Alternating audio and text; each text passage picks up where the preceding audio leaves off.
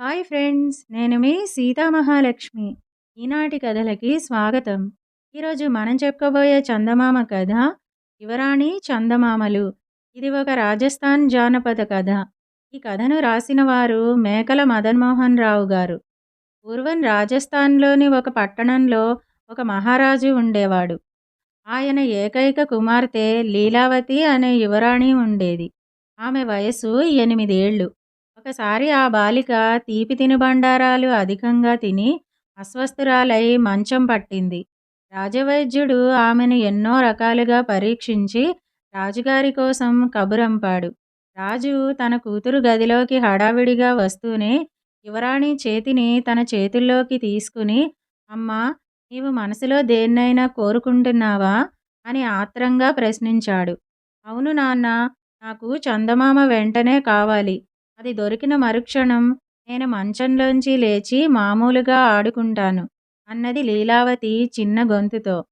ఆ రోజుల్లో రాజ్యాలేలే రాజుల్లో కొందరికి ఎక్కడలేని అహంతో పాటు అంతో ఇంతో తలతిక్క కూడా ఉండేది.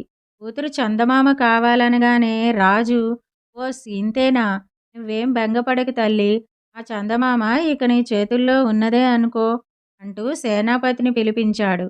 సేనాపతి రాగానే రాజు, యువరాణి లీలావతి కోసం చందమామ కావాలి, అప్పుడు గాని ఆమె ఆరోగ్యం కుదుటపడదు, రేపటిలోగా దాన్ని ఎలాగైనా తెప్పించండి అని ఆజ్ఞాపించాడు. చందమామ అంటూ సేనాపతి ఆశ్చర్యపోయి తలను నిమురుకుంటూ, ప్రభూ, ఇంతకాలంగా యువరాణి కోరినవన్నీ తెప్పించాను.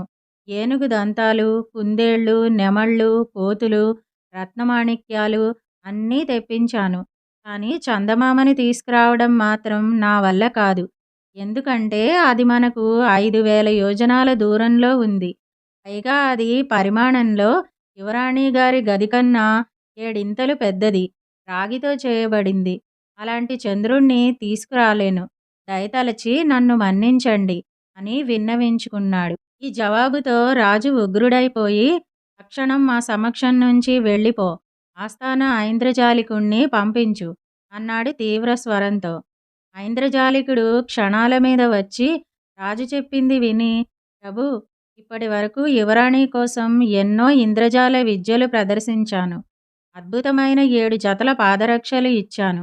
మంత్రదండాలు ఇంకా ఎన్నో ఇచ్చాను. కానీ చంద్రుణ్ణి మాత్రం నేనే కాదు, ఎవరూ తీసుకురాలేరు. అది మనకు 4,000 యోజనాల దూరంలో ఉంది. పైగా తమ రాజమందిరం కన్నా 10 పెద్దదిగా ఉంటుంది. అది స్వచ్ఛమైన వెన్నమేగడలతో తయారు చేయబడింది. దయచేసి నన్ను మన్నించండి అన్నాడు. రాజు ఐంద్రజాలికుడి జవాబుకు కోపంగా పిడికిలి బిగించి అతణ్ణి పంపించి ఆస్థాన గణిత శాస్త్రజ్ఞుణ్ణి పిలిపించి అతడు గదిలోకి రాగానే, ఎన్నో సంవత్సరాల నుంచి నువ్వు మా కోసం ఏమేమి చేశావో ఇప్పుడు ఏకరువు పెట్టవద్దు. యువరాణి కోసం చందమామని తీసుకురావడానికి లెక్కలు వెయ్యి అన్నాడు. గణిత శాస్త్రజ్ఞుడు ఏవేవో లెక్కలు వేసి, ప్రభూ, అది మనకు 3,020 ఆమడల 4 క్రోసుల దూరంలో ఉంది. నాణెం మాదిరిగా చదునుగా ఉండి ఇసుక, సున్నం లాంటి మిశ్రమాలతో చేయబడింది. అంతేకాదు, ఆకాశానికి గట్టిగా అతికించబడి ఉన్నది. నేనే కాదు, ఎంతటి వారు తీసుకురాలేరు. కరుణించి నన్ను మన్నించండి అన్నాడు. ఇందుకు రాజు భగ్గుమని అతణ్ణి వెళ్ళిపోమని ఆస్థాన విదూషకుణ్ణి పిలిపించాడు. అతడు రాగానే యువరాణి అస్వస్థత గురించి చెప్పి, సేనాపతి, ఐంద్రజాలికుడు, గణిత శాస్త్రజ్ఞుడు వీళ్లకు చందమామ ఎంత దూరంలో ఉన్నదనే విషయంలోనే ఏకాభిప్రాయం లేదు. 3 యోజనాల తేడా చెబుతున్నారు అన్నాడు ఆవేశంగా. ఆస్థాన విదూషకుడు, ఆశ్చర్యం ప్రభూ అని, వాళ్ళందరూ మహామేధావులు. ఒకవేళ వాళ్ళు చెప్పిందే నిజమేమో. కానీ యువరాణి గారు ఆ చందమామ ఎంత దూరంలో ఉంది, ఎంత పెద్దగా ఉంది అని అనుకుంటుందో అది మనకు ముఖ్యం.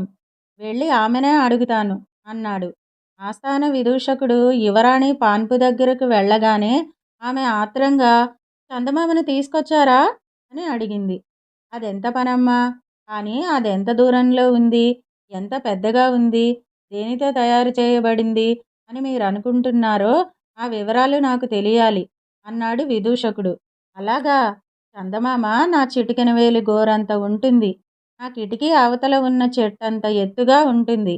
అది అప్పుడప్పుడు చెట్టు కొమ్మల్లో చిక్కుకుని ఉండడం చూశాను. తళతళ మెరుస్తూ ఉంటుంది. మరి బంగారంతో చేశారు గదా అన్నది యువరాణి. సరేనమ్మా, నేను ఈరోజు రాత్రికే చెట్టెక్కి అది చెట్టు కొమ్మల మధ్య చిక్కుకోగానే దాన్ని తెంపి తీసుకొస్తాను అని యువరాణికి చెప్పాడు విదూషకుడు. అతడు అప్పటికప్పుడు ఆస్థాన స్వర్ణకారుడి దగ్గరకు వెళ్ళి యువరాణి చిటికెనవేలి కన్నా కొంచెం పెద్దగా ఉండేలా బంగారు చందమామను చేయించాడు. స్వర్ణకారుడు దాన్ని చిన్న బంగారు గొలుసులో తాపడం చేసి విదూషకుడికిస్తూ, ఏమిటి సంగతి, ఎందుకిలా చేయించావు అని అడిగాడు. తెలియడం లేదా, ఇది చందమామ అన్నాడు విదూషకుడు. కానీ చందమామ 3000 యోజనాల దూరంలో కల్తీలేని కంచుతో చేయబడి గోళీకాయలా ఉంటుంది కదా అన్నాడు స్వర్ణకారుడు సందేహంగా. విదూషకుడు అతడికేమీ జవాబు చెప్పకుండా యువరాణి దగ్గరకు వెళ్ళి తను చేయించుకు వచ్చిన చందమామను ఇచ్చాడు. దాన్ని చూడగానే యువరాణికి పట్టరాని సంతోషం కలిగింది. మర్నాటికల్లా ఆమె అస్వస్థత మటుమాయమైపోవడమే కాక తోటలోకి వెళ్ళి ఆడుకోసాగింది. రాజుకు తన కుమార్తె చందమామ సమస్య ఇంతటితో తీరిపోయిందన్న నమ్మకం కలగలేదు. చీకటి పడి ఆకాశంలో చందమామ కనిపించగానే యువరాణి తన మెడలోని గొలుసులో ఉన్నది నిజమైన చందమామ కాదని గ్రహిస్తుంది. అప్పుడేం చేసేటట్టు అనే సందేహంతో రాజు సతమతం కాసాగాడు. రాజు ఎంతో విచారంగా తన సందేహం గురించి విదూషకుణ్ణి ప్రశ్నించాడు. దానికి విదూషకుడు మందహాసం చేసి, ఈ విషయంలో మీరెలాంటి సందేహం పెట్టుకోకండి. మన ఆస్థాన మేధావులందరూ చంద్రుడు అంత దూరం ఇంత దూరం అంటూ తలా ఒక మాట చెప్పినప్పుడు యువరాణి గారే దాని రంగు ఏ ప్రమాణంలో ఉంటుందో కూడా చెప్పి సమస్యను పరిష్కరించారు. ఈ రాత్రి చందమామ ఉదయించగానే ఆమె మందిరానికి వెళ్ళి సమస్యకు తగిన పరిష్కారాన్ని అడుగుతాను అన్నాడు ఎంతో ధీమాగా.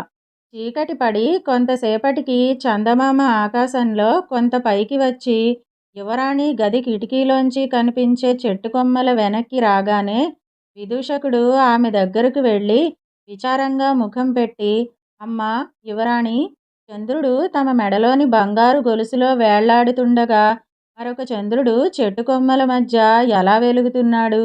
కారణం తెలియక నాకు విచారం కలుగుతున్నది అన్నాడు.